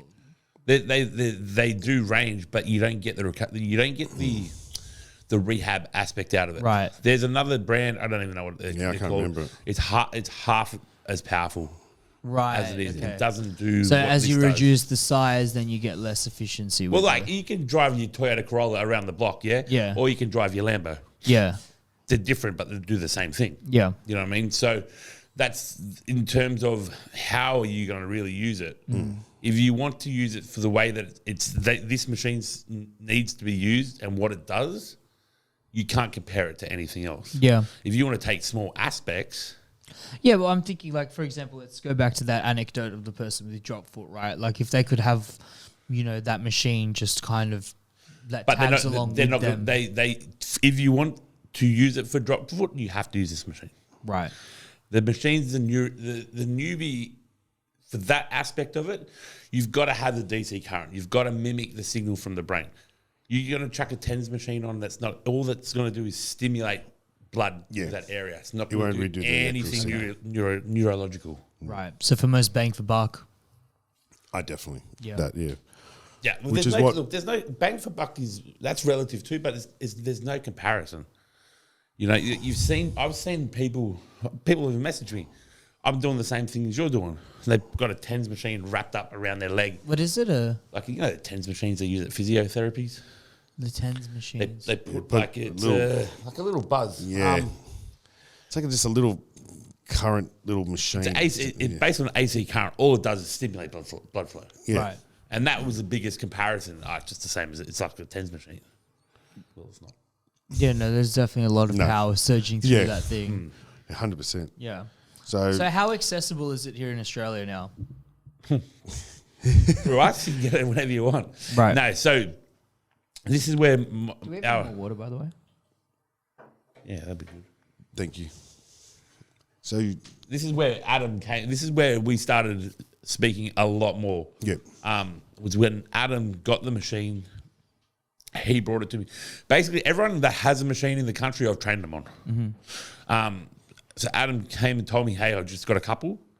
I said, "That's mad. Like, I want more. The more people with this machine in the country, the better, because more people are then able to use it." And I said, "Awesome, bring it. I'll show you how to use it." Blah blah blah, and then you take it from there. So we got 2 in, and I wanted to start doing what Jimmy was pretty much doing in terms of doing PT, and there was a gym close by which I was going to get involved with and start using PT out of it, or doing personal training with the machine near where I live. And then I guess one day I was just thinking about it when Jimmy said, the more machines, the better. And I thought, like, you're so right, because it works. It works wonders. The guy, Andre, who has all the machines, he's very successful with it, and he works only a selective amount of hours. He could do more, but he chooses not to. He actually he knows he makes money from this, does a selective amount of hours, makes his money and goes home because everyone loves it. He could probably be 10 times busier if he wanted, just like a Jimmy is. How busy are you? How long is the wait for you right now? If I tried to book with you, I'm his business partner. I can't get in with him. No, I'll book you. I don't do waiting lists. I just say yes. right? There's always time. Okay, There's 24 hours a day, 7 days a week. You can't find time. that's a very good answer. So. But How much are you sleeping? 3. No, that's literally like Monday. Sometimes that's like sleep. Monday, Sleep, yeah. like actually eyes closed. Sleep 3 hours. But I'll catch up. Like tonight, I'll do 8. Thank you. I think we wanted a couple though. Is there any more of these? If you can get the little ones, that'd be great. You guys keep talking. I'll be right back. Okay. What do you want to talk about? You want to talk about the business? Let's talk about the business. Okay. Okay, so the business. We're going to. You want to roll through? Yeah, go for it. Okay, so the machine will be now available to lease, basically. So we've obtained distribution rights to give it a space in the country with actual promotion. So to make people aware. Okay, so if I'm Tim from World Gym, and I've got World Gym Marconi and Prospect and whatever, and The name wouldn't be Tim for starters. It'd be like Muhammad. no, I actually think his name's Tim. Oh, you're talking about the Tim, the owner? Yeah. Oh, yeah. I thought you remember. No. Okay. So I know Tim. yeah, he would then hit you up and say, "Oh, I want to lease a couple for World Gym." Look, like you could do it that 3. way. Yes, I mean, it'd be great to get it through the gym owners. We'd probably personal trainers are probably the ones that would probably take it on board to increase their own personal business, as like what Jimmy did, and say for Andre and another guy from the northern beaches. But a lot of these gyms will have their own personal trainers there, right? So then, 100%. And for me, and as a business, I think that would be ideal. I'd love to go to World Gym, say take on 20, and get your your staff Yeah, to do it. It'd be look at perfect them like for me. you would a Tesla car charger, right? 100%. So for me, that's been the best way to do it. But the machine itself, yeah, we will be, as a business, I'll just touch base on it. We'll be launching it. Should we say the name? Yeah. So it's going to be called Newbie Australasia. So Newbie Australasia. So Jimmy, myself, and one other partner, we have the distribution rights. We have the Australasia area. We'll be starting here in Australia to distribute them and get them out. So yeah. Thank you, Sian. Thanks, mate. And the reason why, like, we want way more people using it because it's effective, yeah? Also, in terms of the distribution won't be for sale, so they'll be able to lease the machine. The machine's expensive. Yeah. In terms of being able to lease it, the price point up front, they don't have to drop a big hit on it, plus the weekly payments for the machine's full tax deduction. So it's going to help their business. One, they can charge more for their sessions, using the machine. They're going to attract a whole brand new clientele. And then thirdly, it's very cost effective. And the reason you can charge more is because you're doubling the efficiency of a workout. Correct. But also they're still limited. So obviously it's supply and demand. Yeah. Right? It's what distinguishes your business from somebody else's. So if you're in a gym with 5 personal trainers, why are you better than them? You might have more experience. Yeah. Your training style might be suited to somebody else better. Your specialty might be athletes, the elderly, whatever, right? What makes you better? Mm-hmm. With the machine, that's your better. Yeah. So you can make your workouts way more efficient, time efficient, especially. So you know how we were talking a little bit earlier about how especially for up and coming bodybuilders that don't have necessarily the same amount of resources as what other more established bodybuilders do. Does you starting up one of these companies see that and look for opportunities and say, oh, hang on, wait, I think this guy right here, let's throw it down. Let's say Brian, right? Brian Defina. You see a lot of potential in him. You think in a couple of years' time he's going to be competing on Olympia and going, for that title shot. Do you look at that and go, we need to get on board with Brian, we need to sign him as an athlete and say we're going to go sponsor you, and that way you're going to increase more awareness for our brand as well? Like, are you thinking along those lines? We will be. It's because the company's brand new. Yeah. We'll definitely be looking for people to endorse it. Yeah. In terms of... I think we're lucky as well, just in that in terms of endorsing it.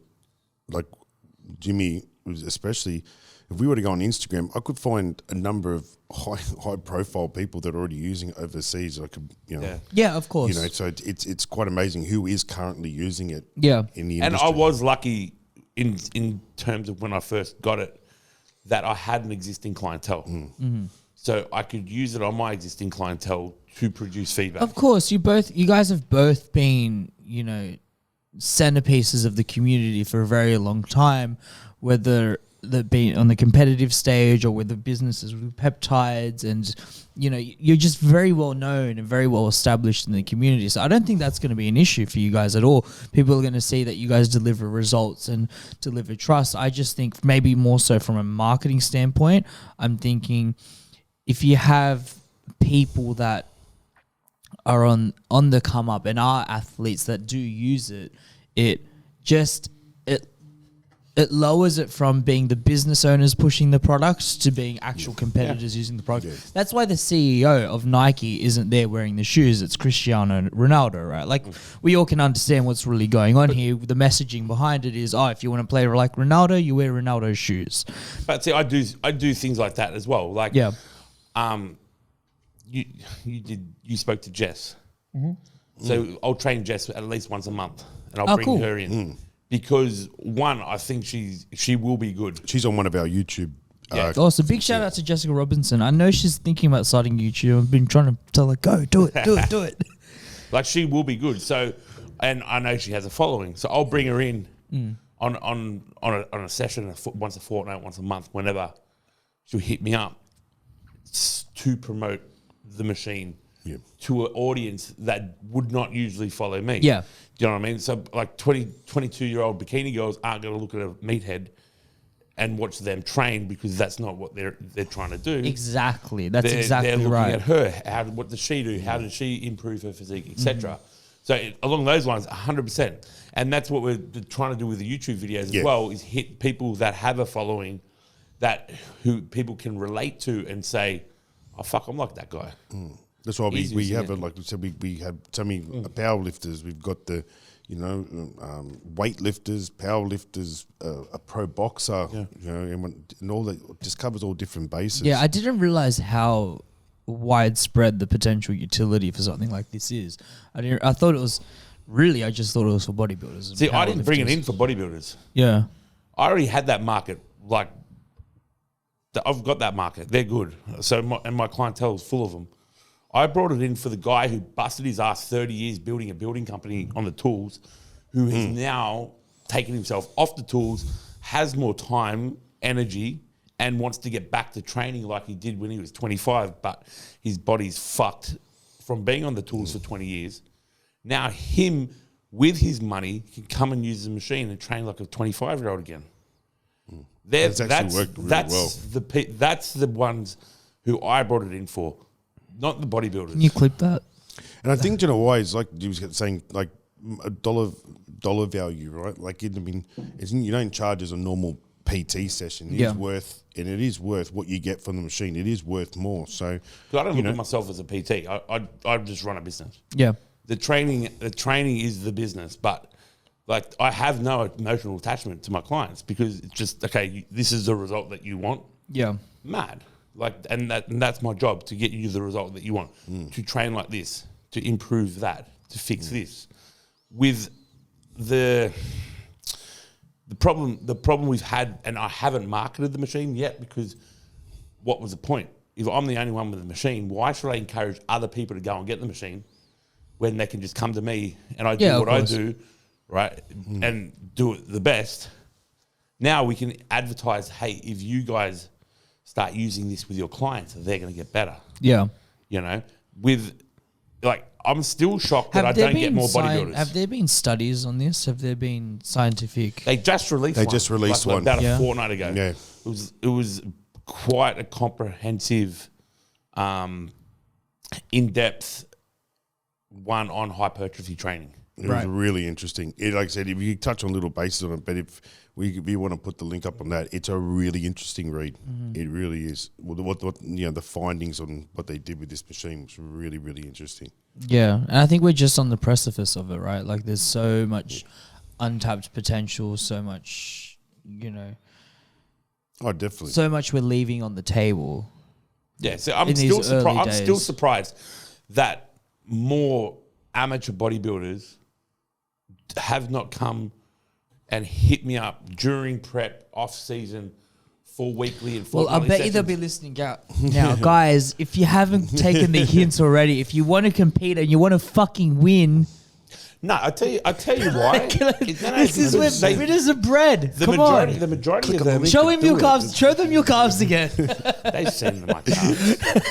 But the majority of them put more of their, okay, so if you've got to split your budget up, Yeah, they leave training out. I can train on my own, yeah?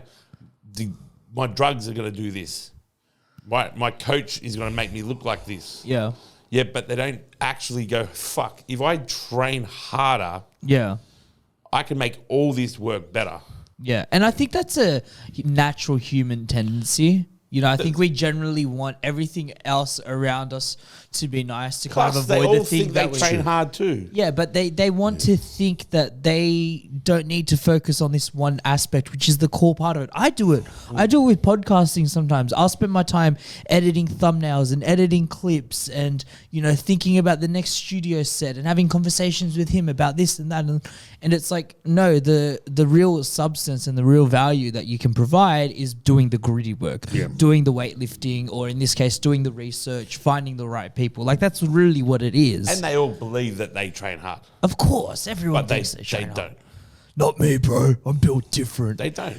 I'm built different. Like they really, Most especially areas if you're going to the gym every day and you're looking forward to your workout, you're not training hard enough.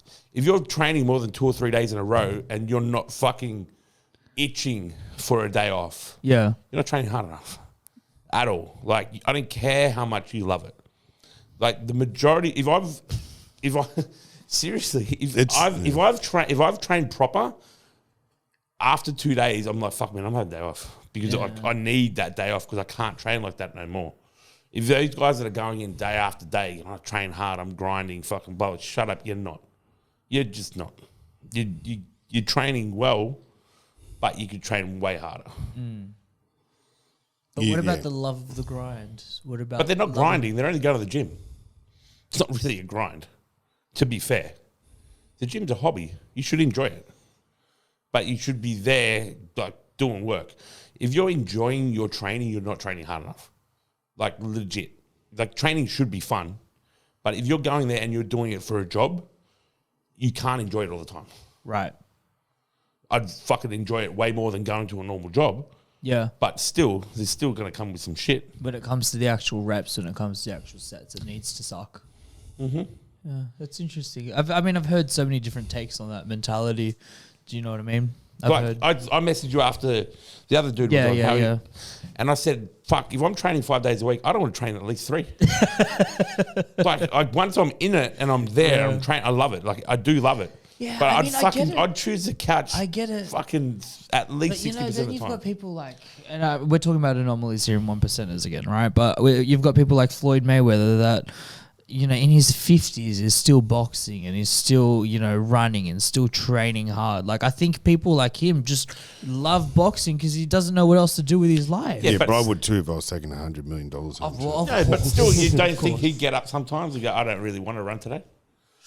But he's still going to. He's Floyd Money Mayweather. I don't know. No, but he's not a normal just human because being. you don't want to do it. Yeah. Yeah, just because you're not motivated today to do it, it doesn't mean you're not going to do it. That's where discipline comes in. Yeah, we're talking about two different things now. We're talking about passion and motivation. Motivation wavers. It's like that all the time. Like when people say to me, I'm not motivated enough to go do this thing. I'm not motivated enough to go start MMA. I'm not motivated enough to go to the gym. It's like, no, you just haven't tapped into that part of your brain that allows you to be motivated because there's certain receptors of, dopamine that you can hit over and over again that will get you in the mood. Everyone knows that one song that just gets you hyped up, right? We've all got different ones, but music in a way has this ability to filter emotions in the form of a drug, right? Like you get the same kind of high you get from music is the same high you get from drugs if you really enjoy the music. Like when you hear, I don't know, like some heavy, electric metal guitar. Okay, but are you like, dude, if you do that, but after sleeping 7 nights, 2 hours a night, and you hear that same song, are you going to feel the same way? Of course not. Of course not. Everyone's going to get to those points. That's what I'm saying. There's lapses in motivation that go up and down, but you can trigger it at certain points in time. You can spike your adrenaline. If you want to go work out and you're not bothered to go work out, go have a cold fucking shower. Have a cold, like an icy cold shower. You'll spike your adrenaline but that's where straight discipline away. comes in. To have that shower. Exactly. You've got to be disciplined to go, all right, I don't want to train today, but I know I have to. Exactly. So this morning I went and did a Muay Thai session, but I had to do it in a park in Granville. And my coach came to me and trained me. It was fucking freezing. Yeah. I swear to God, I got up at 4:45. Put his bulletproof vest on. Yeah, because in Granville. So I swear to God, I could have snoozed it and I could have sent him a message going, oh, yeah, my son was sick last night. I can't make it. I've been up all night. Yeah. But fuck, you still go push But it out. you can teach yourself those things too. 100%. And the thing with discipline is it's like a muscle. You can train that 100%. over and over and again. And the more comfortable you get with putting yourself in uncomfortable positions, No, I know I would have situations. hated my fucking self if I didn't go. Yeah. I would have to shit. I get up at 2 a.m. every morning. I don't snooze. What? He does. It's weird. I have to get to work. I've got to be at work at 4. It's not normal. You start work at 4 a.m.? Yeah. So you're up at 2. What time are you going to sleep? I'll probably get home at 9:30, 10. I'll sleep if a client doesn't show. I'll go have a lay down. But generally, Monday to Friday, 3 hours. How do you feel about that? Because there's a lot of... It's fucking stupid. Okay. Yeah, I'd love to have more sleep. I function way better on more sleep. Yeah, I grow better on more sleep. of course. I train better on more So sleep. you recognize that those 100%. extra 3 hours that you're putting work in, or you're doing whatever that you're doing. Yeah. It's a different drive for him now too. It's a business. It's a But business. so, okay, if you're going to start working, But can you imagine being a personal trainer, knowing that you've, like, gym is a rare case. You've got 60, 70 sessions a week. A week. Like, you have to be up at 2 a.m. not because you got to be at the gym to open the gym. You got to be there to do your first fucking client. Like, that's your first client because you have to fit them all in. So you have to go, like, so the next client is someone who's booked out, he goes, oh, I can do it at 3 a.m., which he would freaking do. So it's not because I've got to get to the gym to open it, or I might just get there early, go have breakfast. It's because it's your first fucking client. Right. You know what I mean? So you've just maximized everything. yeah, look, I got fired from a job you cannot get fired from 7 years ago, 8 years ago. We've got to come back to that. Okay. So, Tell me, how did you get I love when he says fired that. as a PE teacher? all right. So, if you get in trouble with the law, you have to and you go to court as a teacher. You have to tell your principal, you have to tell the school that if your maximum sentence is more possible to be more than 12 months in jail. That's like the top end of it, more than 12 months in jail. You've got to let them know. Right. So then they can look into it, make sure you're not a risk to whatever. I told them that the day before I went to court. I didn't go to jail. I just got like a good behaviour ICO thing. Is this related to the peptides thing, or is this? No, my peptide was growth. so I was importing growth. How long ago? Maybe 10 years ago. Yeah. Yeah. Probably 10 years ago. So cut the long... HGH, right? Human growth hormone? Correct, but it wasn't for bodybuilding at the time. I was bodybuilding, but I didn't do it for bodybuilding. I had psoriasis.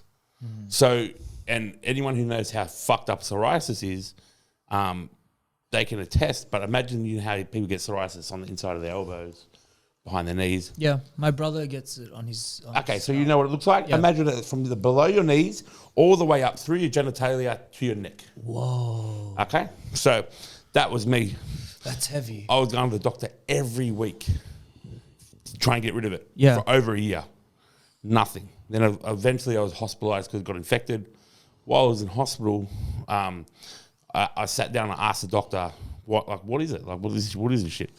And he said, it's too much good bacteria for your skin cell.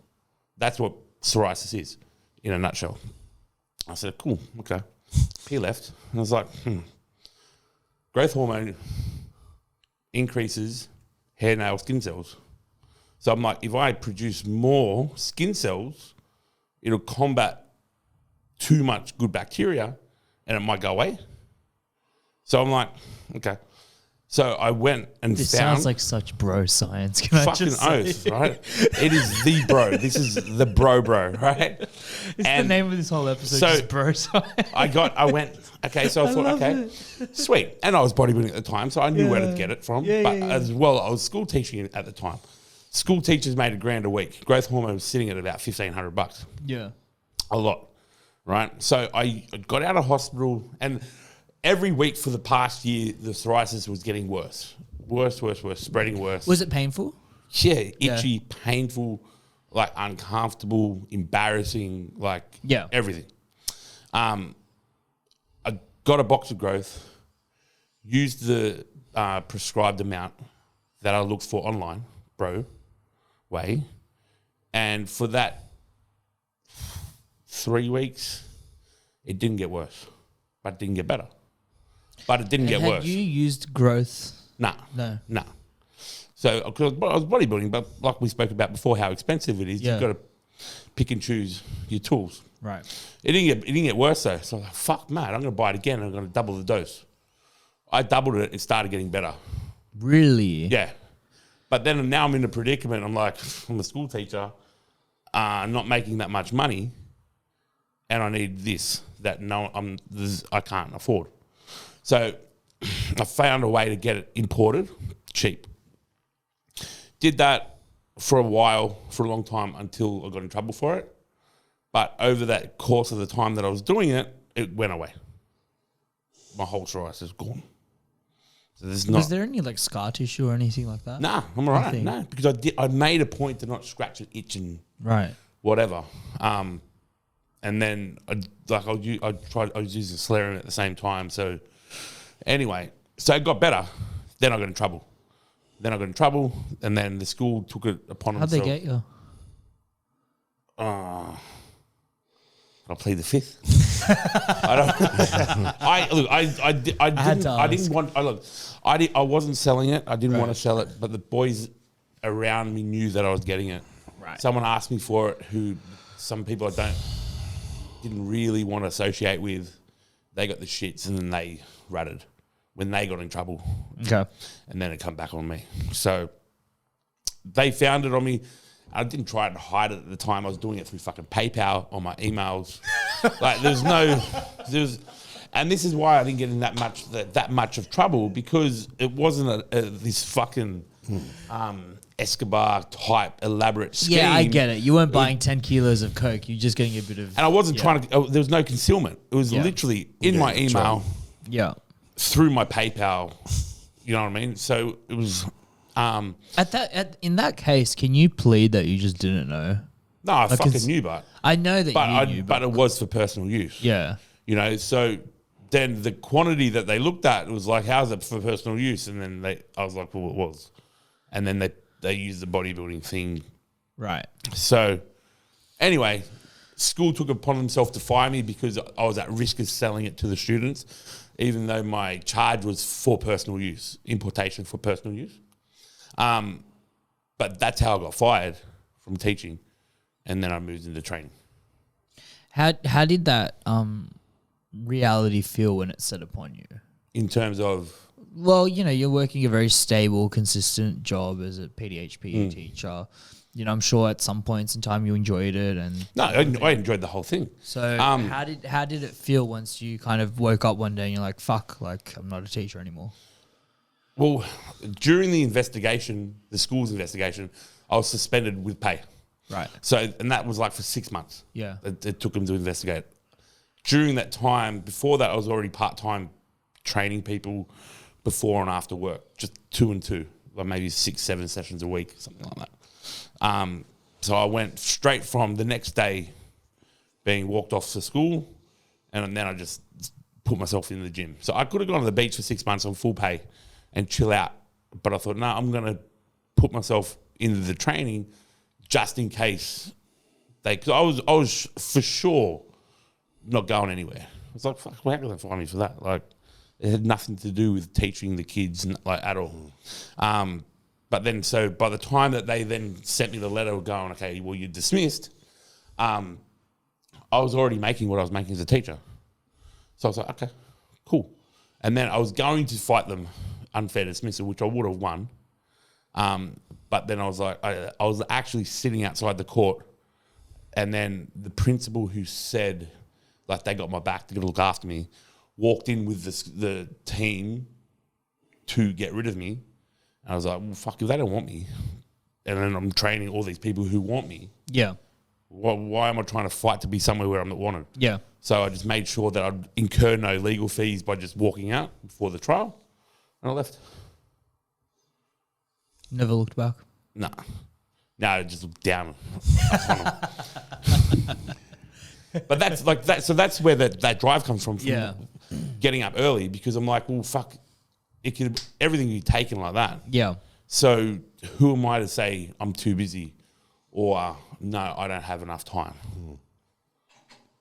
That's beautiful, man. That's really, it's very rare that people are able to find themselves. But you can either sink in any situation. You can sink or swim.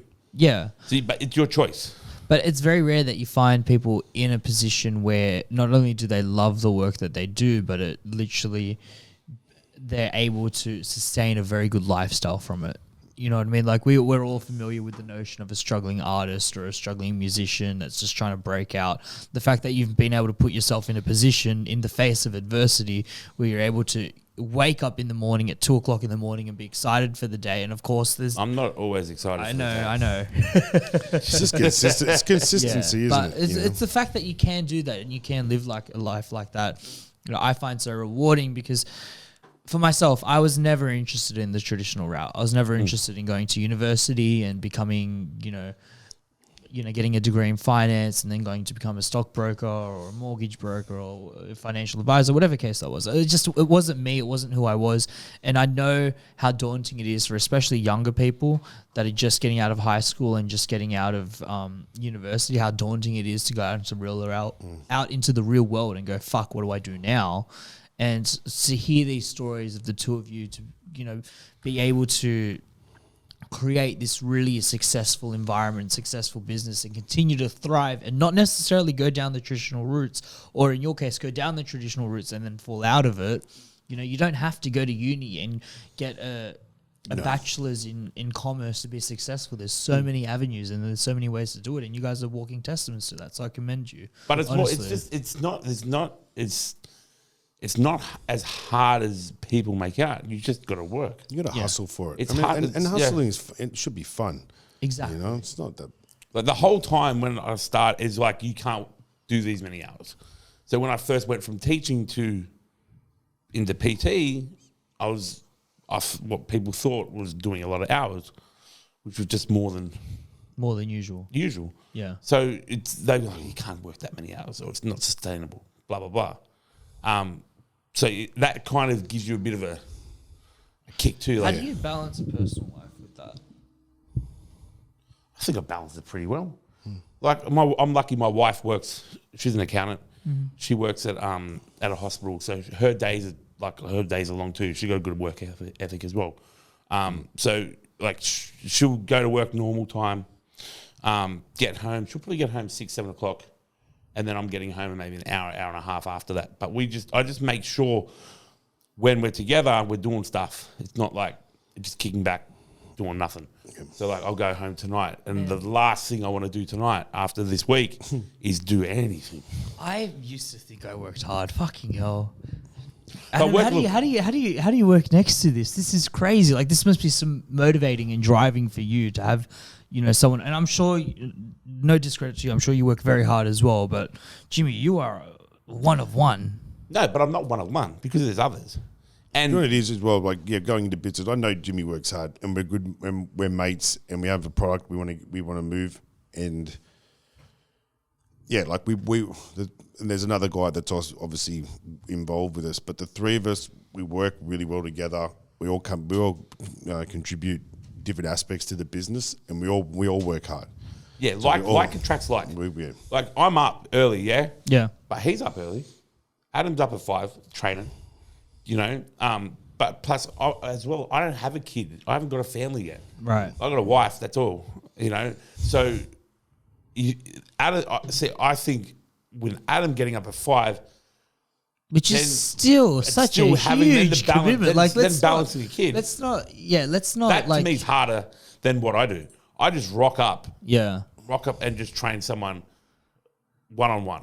I don't have to worry about what my kid's doing at school, what he's doing after school. I should have got to take him here, take him there. And that'll come.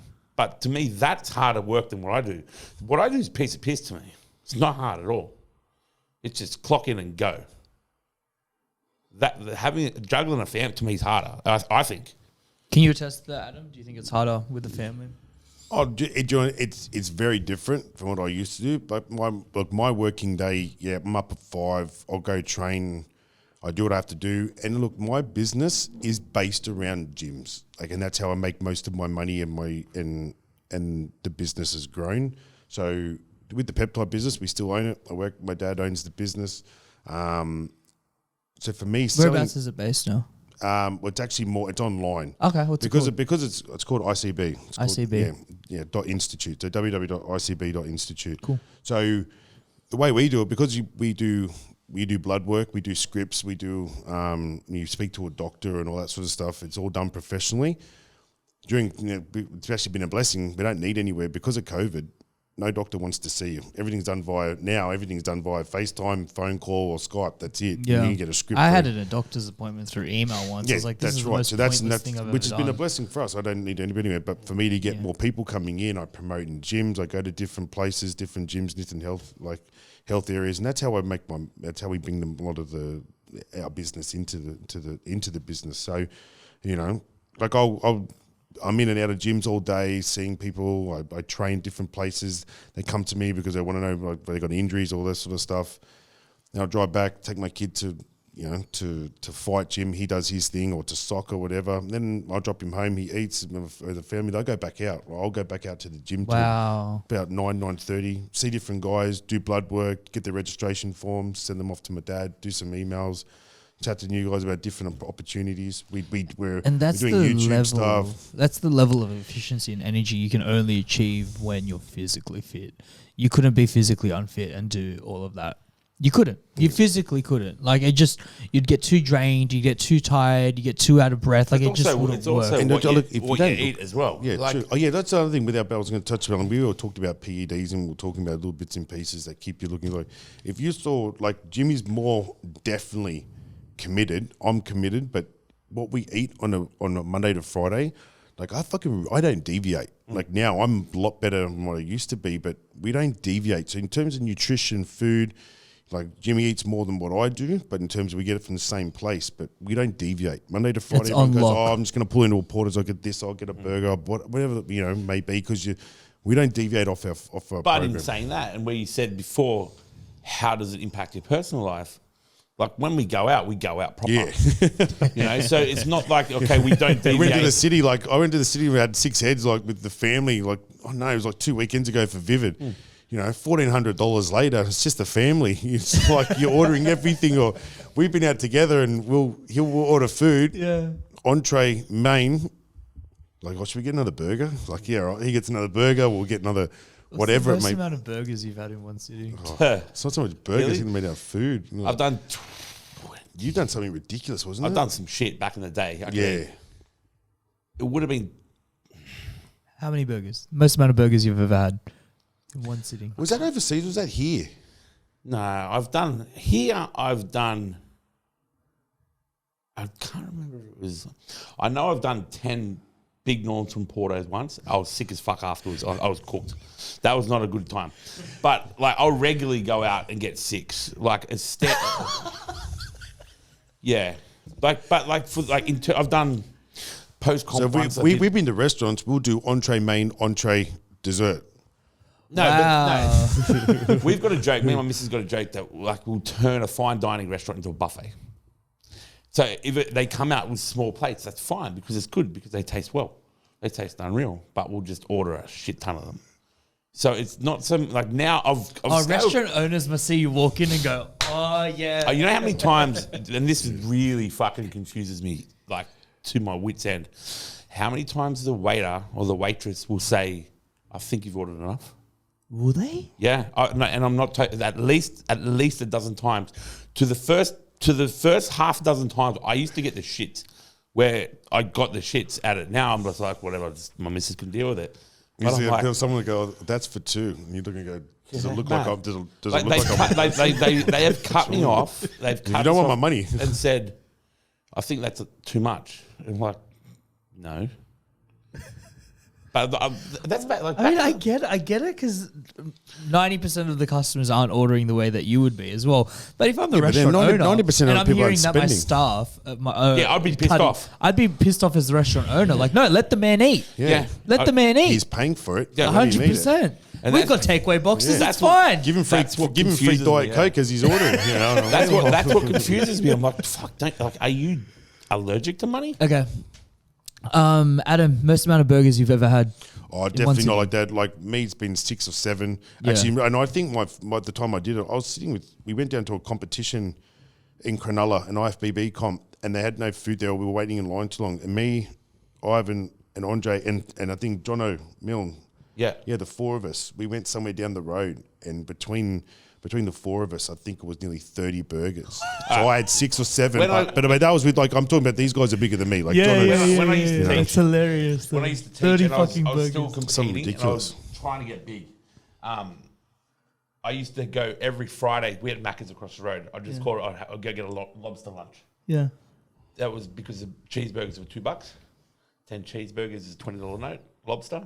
So I get 10 cheeseburgers for lunch regularly. Like that. That's a nice sitting meal. Casual. Yeah. Casual. Guys, we've been running for a while. We're gonna have to wrap It's this awesome. up. No, it's awesome. Thanks so much. I really appreciate you coming out, bringing the machine. The Newbie and NeuFit is the name of the company that supplies them. You mentioned that you're starting up your own business very soon. Yes, we are. And you've got ICB right now. Well, I'll let you guys take the plugs. That's your camera right there. Let the people know. So basically, I work. So ICB, which is www.icb.institute. That's my business. But Jimmy and I are starting up a business called Newbie Australasia. And the website just that ICB, that's where you can get access to peptides, hormones, treatment. If you're looking at doing a hair treatment, erectile dysfunction, sexual dysfunction, growth hormone, TRT, HRT, all that peptides, we do it all. We cover it all. As long as you do blood work, registration form, we can do whatever we want to help you out. Good shit only. Anyways, and then the joint business that you two have going on together? Yeah, that's right. Yeah, that NeuFit, Newbie Australasia. So that'll have its own Instagram page, YouTube page, website. They're all ready to go. We're just waiting to just sign that officially. But we're 100% by the end of next month. Yeah. Awesome. That's roughly when this will be coming out, so it works out well. But if you want a session now, get in contact with Jimmy. He's got time for you, apparently. 100%. Fit you in, no dramas. Just find me on Instagram. And yeah, that's the last one. Instagrams. Let the people know. Mine's what would Jimmy do? PT. So WWJDPT. Yeah, mine's just Adam_Van_Spanje, my name. That's it. Awesome. Guys, really appreciate you coming out. Thank you. Thanks very much. It was awesome. And make sure you smash the subscribe button. I see you guys not smashing it. Fucking smash it. Destroy it. Thanks. See you next time. Done. Let us know.